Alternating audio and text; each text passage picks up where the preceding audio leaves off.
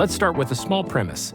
These pills are dedicated to those who want to make the big leap from photography to video, and who have therefore already taken some photographs with a telephone or camera with even acceptable results.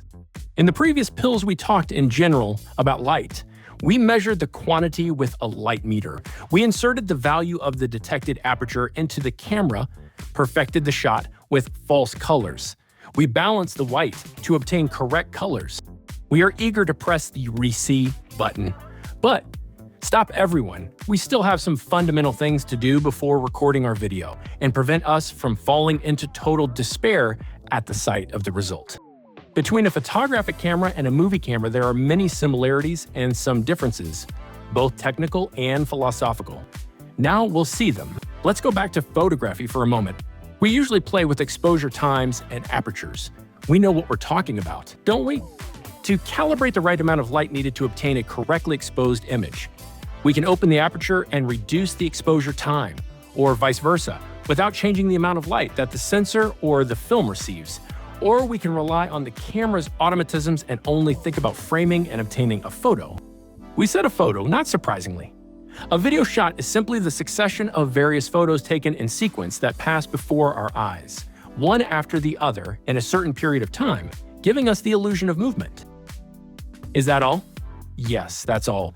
But it is necessary to understand how many photos there must be in a unit of time to have a realistic perception of the movement overall.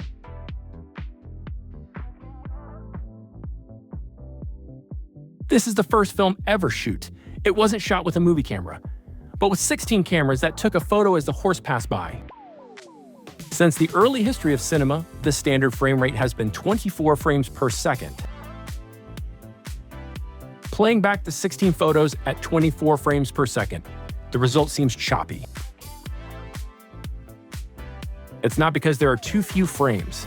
This is what the film looks like if we played the 16 photos at 12 frames per second, and it doesn't look smooth. Here's what it looks like when we interpolate the photos back to 24 frames per second, creating a slow motion shot. What's missing is motion blur.